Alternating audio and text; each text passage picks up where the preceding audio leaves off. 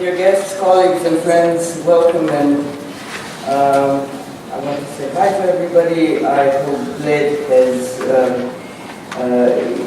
been a nice venue for you. You find it a nice venue, and I will be very short because we have a very long and brainstorming session today ahead of us, and we will all be tired by the end of the day, if not sooner.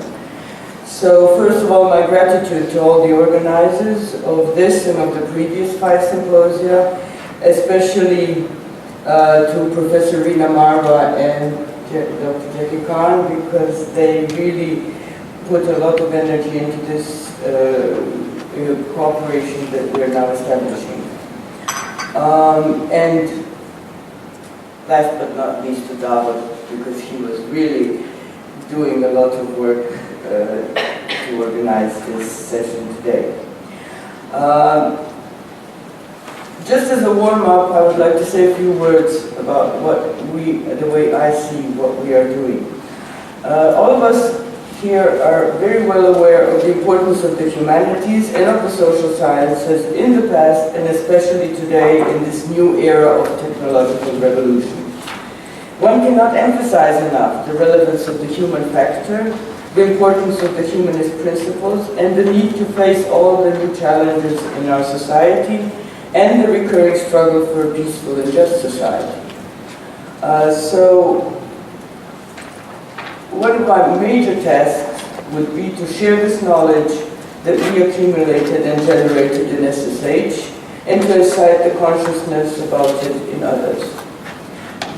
We can do that by sharing, comparing, explaining the Indian and the European past and the recent experiences, and all that will bring enrichment and better understanding to everybody.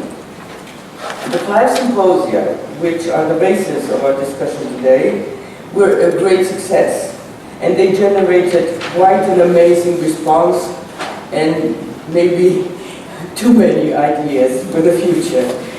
They also produced a new network of old and new friends and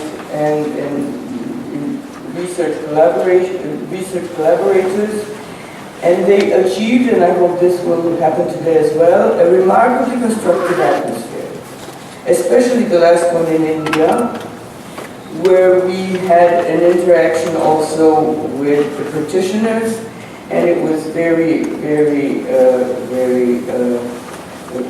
very profitable. So thank you again, Richard and Mereta. You were really great the last time. Not to say that all the participants rated the symposia, all of the symposia with the highest rates, as you can see from the reports that you have.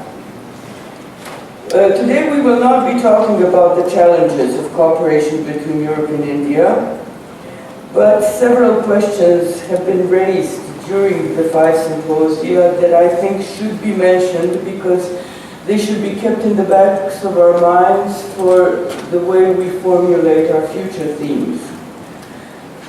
And to just mention a few. All the academics pointed out that there is a need for broader themes. They cautioned against predetermined top-down themes. This is, of course, speaking from the academic side. Secondly, they questioned the existing concepts of relevance in contemporary social science and humanities research, and they reached an agreement either to disagree or to search for new concepts during this work we are doing together. They also pointed out at problems or difficulties, if you want, of inter- and multidisciplinary research. I think we all hear about interdisciplinarity and multidisciplinarity a great lot. And, but basically, many of us, including myself, are people who sit in cabinets and in archives and really rely on our own research. So there has to be a balance between these principles. They also pointed out differences in vocabulary and in terminology, especially in India the last time. They pointed out to a need for a wider range of information and better digital access. Problems of capacity building, and last but not least, impact. Of course, we all know about the impact, relevance, and necessity of impact in our research. So we should keep that in mind as well. The last thing that I would like to mention is they pointed out the need for future networking, stressing that face-to-face interaction has proven itself fruitful. So they meant that there would be a need for more workshops and not just online contacts. So workshops are a way to think about the future. This in turn opens up a question for me personally, from my experience at being involved in HERA for so many years. If maybe this network, called EQUIP, could also benefit from a network board of academics like HERA has one, and it has been very useful in the past.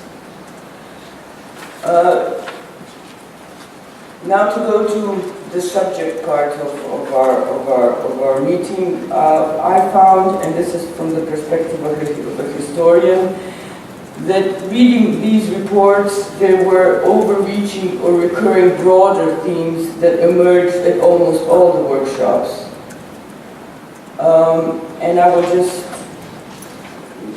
mention a few, four exactly, and there's more, of course, so don't, this is just to incite your minds, to incite the thinking process about what we're talking about.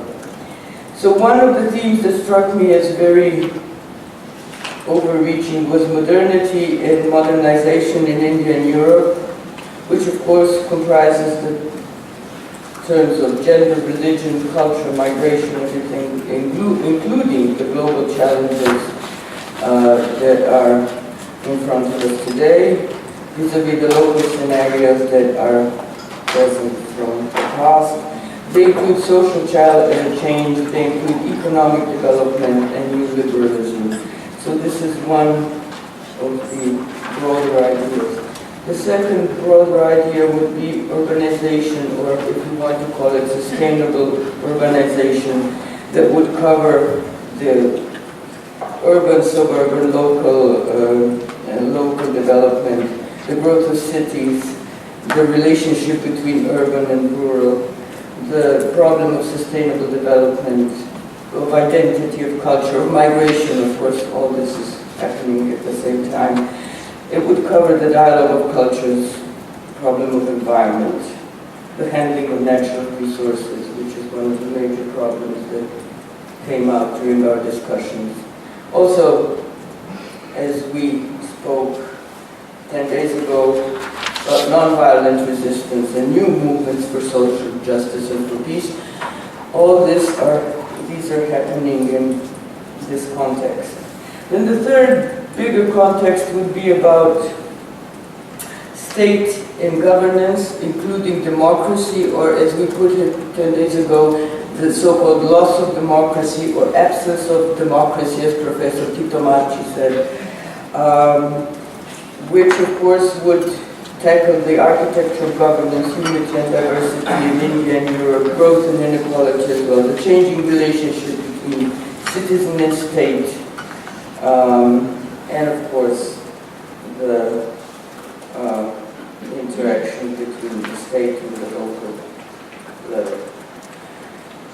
The fourth broader theme or complex of themes was education, that also came up, because from education stems prosperity. I mean, there's no prosperity without education, and this would cover also the institutional setups, the learning methods, the problem of universities as public spaces, universities as student spaces, also research decentralization of research, the search for new concepts in research, and of course the role of the media in education. And another big problem which is involved in all these subjects is the new technologies and how we make use of technology itself. So this Indian European approach and perspective is present in all these themes because it was present in all our discussions. It includes, of course, the study of mutual experiences, also the study of the comparative component in each of the subjects we will deal with today. It was stressed many times that Indo-European collaboration can open new avenues for the study of all the mentioned phenomena, and of course it will benefit, it will have impact, it will encourage the rethinking of the contemporary policies and politics if they ever listen to academics, and of course benefit education. I left out the technological elements, which we will discuss later. Of course, we have to strive to facilitate access and ensure interoperability between our systems, but that is also one of the challenges we will have to face. So this is a few thoughts to get you started, if maybe it helped, and I would like to welcome you again. Have a good time, and bear with us today. We have to get somewhere.